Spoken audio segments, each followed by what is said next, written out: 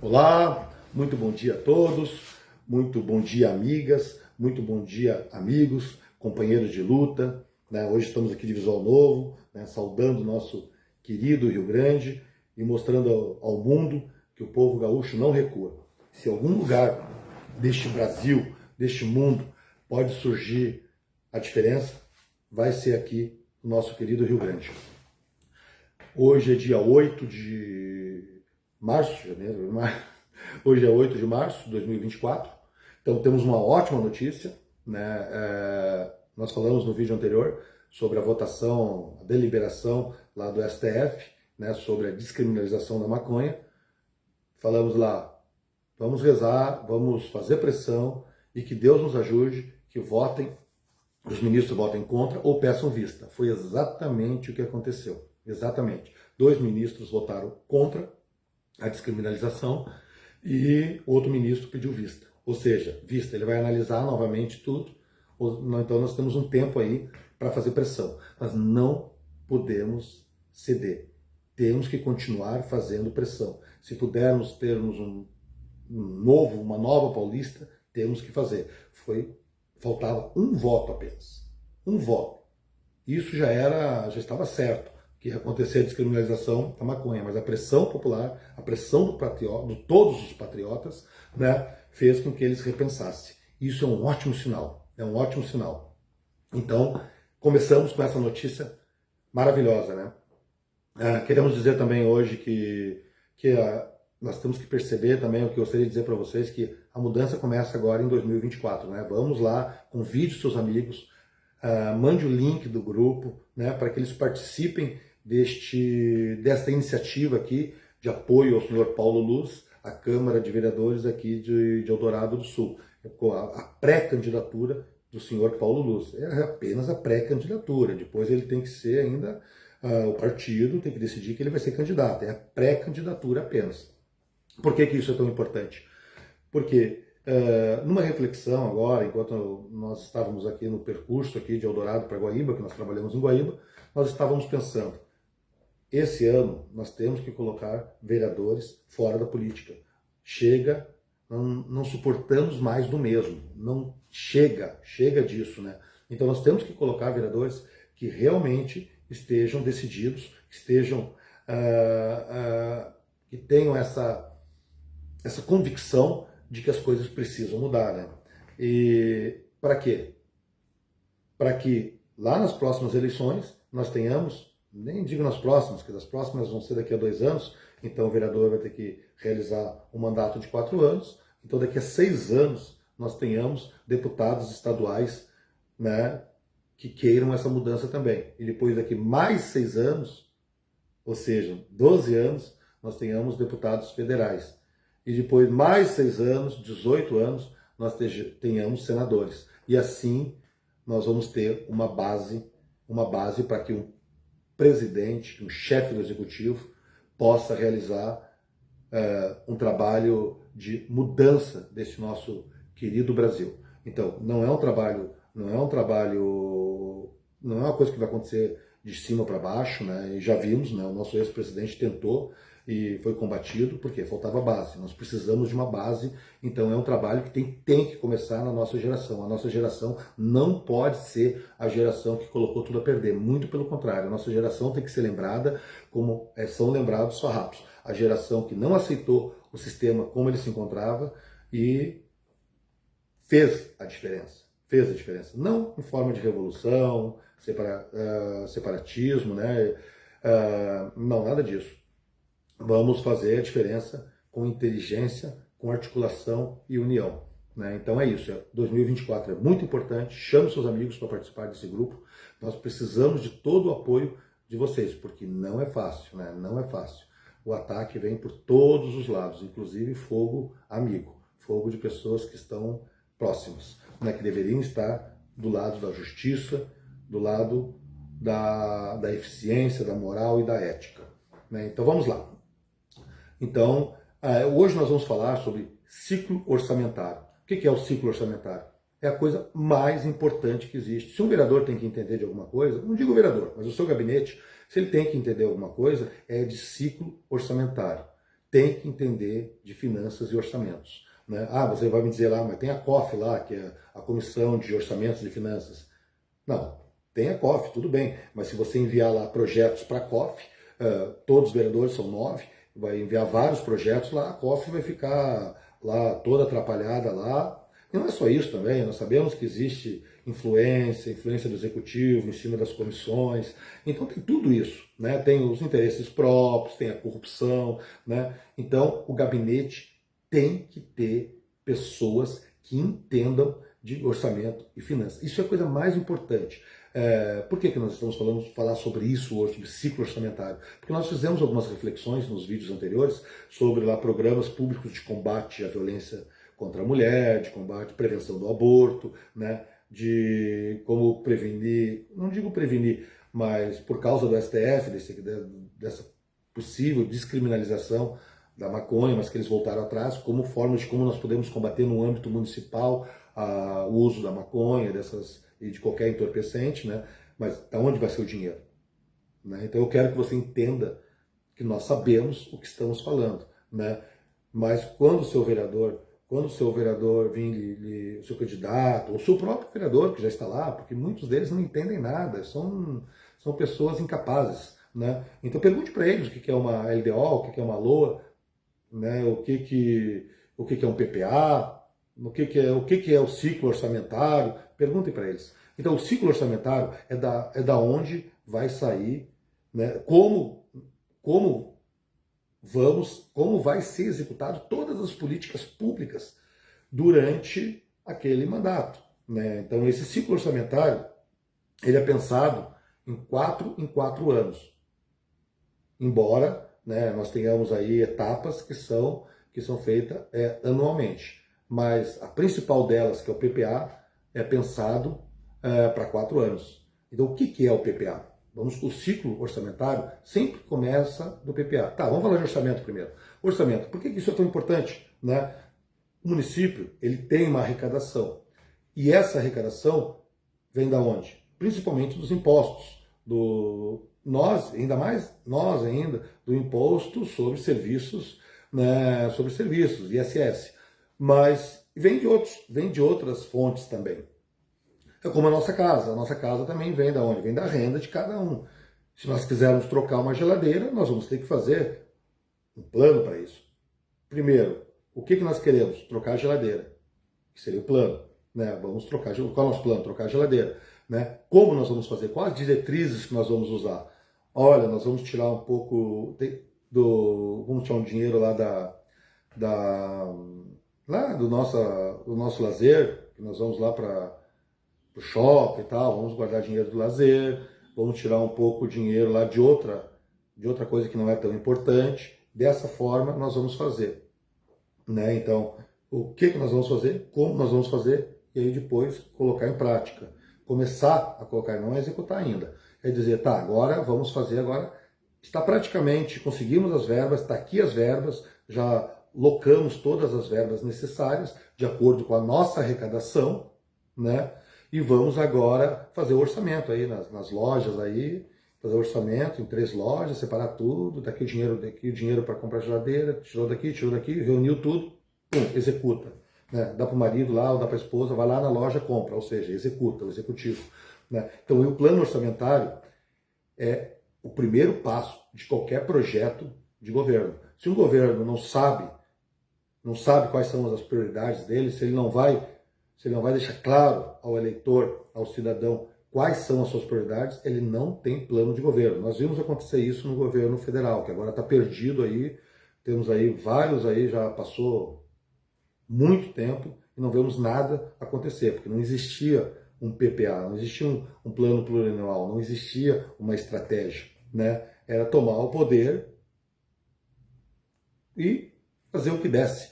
Nós vemos isso nos municípios também.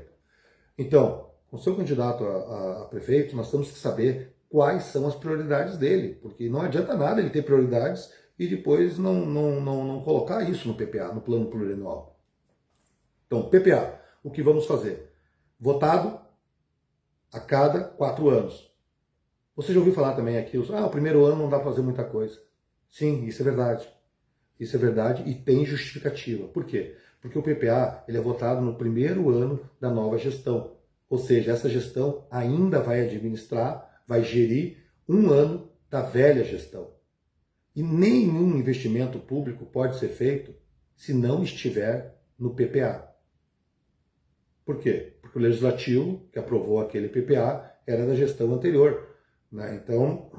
Então ele aprovou, junto com o executivo, quais são as prioridades, o que nós vamos trabalhar durante os 4 anos. Então isso é verdade, né? O PPA ele tem isso.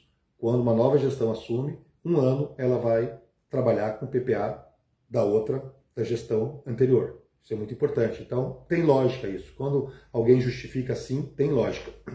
Não é mentira, tem lógica. E depois, no primeiro ano, é votado o PPA. O que é o PPA? Qual era a prioridade desse prefeito que foi eleito? O que ele falou para o cidadão que ele ia fazer? Então vai ter que constar tudo ali no PPA, que vai ser um projeto de lei, que vai ser encaminhado lá para o Legislativo, para a Câmara, e os vereadores vão analisar. Não, desculpa estar rindo, porque falar que um vereador vai analisar é quase piada, né? Teria que, né, que analisar o PPA, vão deliberar e vão aprovar o PPA. É o que a gente vê acontecer aqui, que são carimbados sem nenhuma emenda, sem nenhuma mudança, ou seja, a Câmara de Vereador hoje só carimba o que o Executivo faz, né? Então não deveria ser assim. O vereador deveria analisar o PPA e dizer assim, não, mas olha, eu prometi para os meus eleitores que eu ia acabar com a problemática animal. Cadê? Não está aqui no PPA. Lembre-se, se não constar no PPA, não vai ser executado. Não vai ser, porque o dinheiro não foi separado para isso. Você não vai trocar a sua geladeira. Tem que constar no PPA. Então o vereador vai ter que obrigar que isso apareça no PPA. Aumento de salários, maior valorização, não digo aumento de salário, mas maior valorização de certa profissão, né? Tudo. Uma melhor valorização da educação, tudo vai ter que constar no PPA. Então não esqueçam, o orçamento público ele tem que atender os interesses públicos, ou seja, o interesse do maior número de pessoas possíveis, não o interesse do político, não o interesse lá de determinada associação, de determinado grupinho, de determinada instituição, é o interesse público. Esse é o princípio da administração pública. Foi assim que nasceu a política, foi assim que nasceu o Estado. As pessoas delegaram a certas pessoas que fizessem essa gestão, que administrassem ali a rua, administrassem a segurança, a educação, ou seja, nós decidimos por interesse público que nós íamos delegar isso. Então a principal atribuição de qualquer administrador público é o interesse público. Você destinar verba para determinada instituição, isso atende os interesses públicos ou não? Fica a pergunta. Então, lá vamos nós. O PPA, então. Como vamos fazer? Tudo que vamos fazer? Quais são as metas que vamos atingir durante esses 4 anos? Tá, mas e aí? Como vamos fazer isso? Nós precisamos de diretrizes, né? Nós temos que dizer para o Legislativo, o Executivo tem que dizer para o Legislativo como ele vai fazer. Então, ele manda um projeto lá de uma LDO, né, que são leis de diretrizes orçamentárias. Ou seja, quais são as diretrizes que vão ser utilizadas para atender todas aquelas metas do PPA. Então nós já temos o que nós vamos fazer e como nós vamos fazer. E não esqueça também, a LDO, a Lei de Diretrizes Orçamentárias, é votada todo ano. Então ela pode ser adaptada, né? E adaptada, mudada, repensada para que as coisas aconteçam naquele ano. Depois nós vamos ter aquela parte que é realmente, nós já temos o dinheiro separado, nós sabemos o que queremos fazer, nós já sabemos da onde vai vir o dinheiro, as diretrizes como nós vamos fazer, e agora nós vamos fazer dessa forma. Como assim fazer dessa forma? Nós vamos separar o dinheiro aqui para o frete, vamos separar o dinheiro, vamos cotar ali o número do frete, nós vamos lá fazer orçamento nas lojas, em todas as lojas, né? Isso também é feito anualmente, né? Então esse aí chama-se LOA, Lei Orçamentária Anual. vai estar os detalhes. Você entendeu então que chegou lá no nível macro, depois no nível médio, agora no nível micro. É bonito. Se funcionasse assim de forma democrática, atendendo os interesses públicos, é perfeito. Está dizendo, olha, a arrecadação do município, que são os impostos pagos por vocês, estão sendo utilizados para atender os interesses de vocês, que é para isso que vocês nos colocaram aqui. Existem mecanismos, mas no meio do caminho, esses mecanismos são utilizados para desvio, para rachadinha, para corrupção em geral, né? E esse dinheiro se perde. Então esse é o ciclo orçamentário de um município, tudo baseado na arrecadação. Então nós temos lá o PPA, que é o plano plurianual, o que vamos fazer durante os 4 anos, que é votado só no primeiro ano, né? E que vai ser votado no primeiro ano, então vai ser executado só no segundo ano, e vai ficar um ano ainda para gestões futuras, né? Depois nós temos a LDO, que é as leis de diretriz orçamentária, como vamos fazer, que é votado todo ano. E depois nós temos a LOA, que é exatamente, ele assim, ó, tá tudo aqui, o executivo mandou aquele projeto de LOA para o legislativo viu, não, realmente, ó, eles vão fazer certinho, tá tudo dentro do script, né? Tá tudo dentro da lei, tudo dentro da lei de responsabilidade fiscal, né? Então tá bom, aprovamos aqui e diz, prefeito, executivo, executa. Então, o que fica nessa história toda?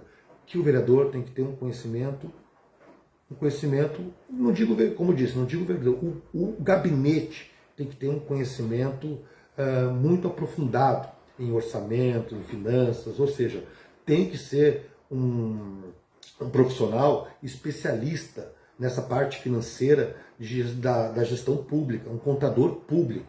Então, você vai ter lá normalmente tem 3 assessores, né? Nós temos lá 3 assessores no gabinete de um vereador, né? Esses assessores, eles recebem aproximadamente R$5.000. E nós vimos que o piso, e nós pesquisamos, nosso grupo, né, o grupo que representa o senhor Paulo Luz, nós pesquisamos e vimos que o piso de um contador, que trabalha na parte de contabilidade pública, o piso é 5.600, está muito próximo. Então é possível contratar um assistente para o gabinete por currículo, não por favor eleitoral. Mas a nossa proposta é essa,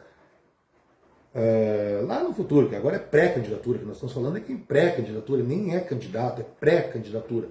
Então, a nossa proposta é que os assistentes de gabinete sejam contratados por currículo, não por favorzinho eleitoral. Então você que está nos escutando aqui, que faz parte do nosso grupo, não adianta pedir favor eleitoral, caso um dia o senhor Paulo venha a ser lá um candidato, não adianta vir falar que eu consigo voto, mas consegue uma vaguinha lá, isso não vai acontecer. Isso não vai acontecer, porque nós precisamos de um profissional ali de contabilidade pública, um contábil, né, da área pública.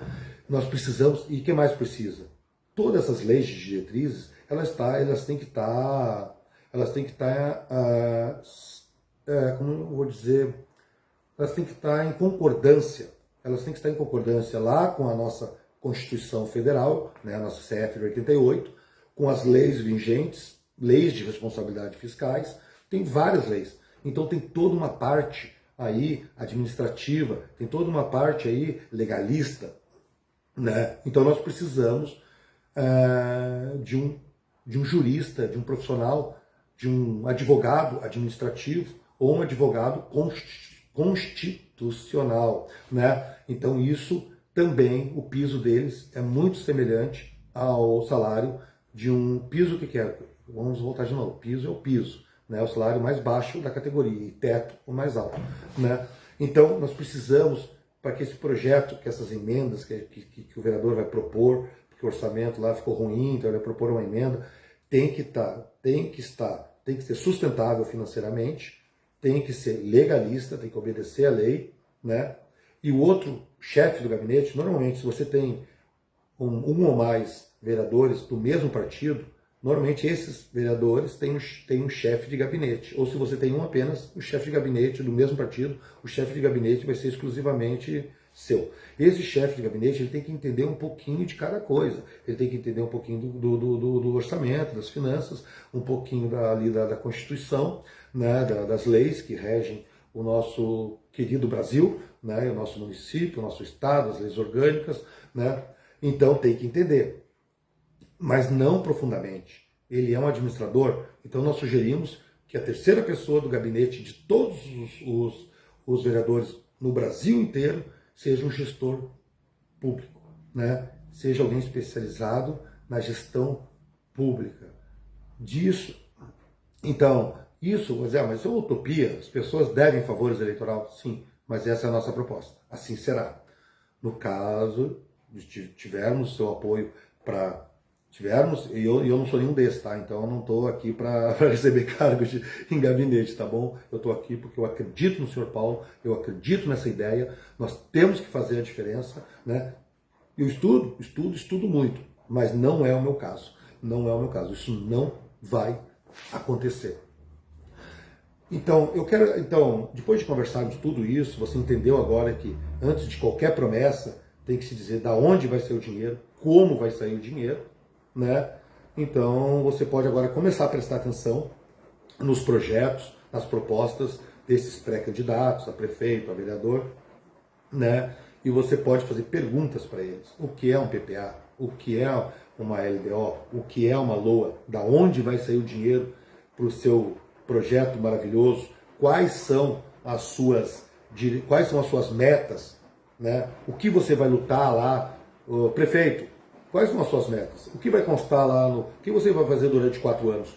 Porque se não constar no PPA, não vai ser colocado na LDO e não vai ser colocado na LOA. Ou seja, essa política pública que não constar no PPA não vai ser executada.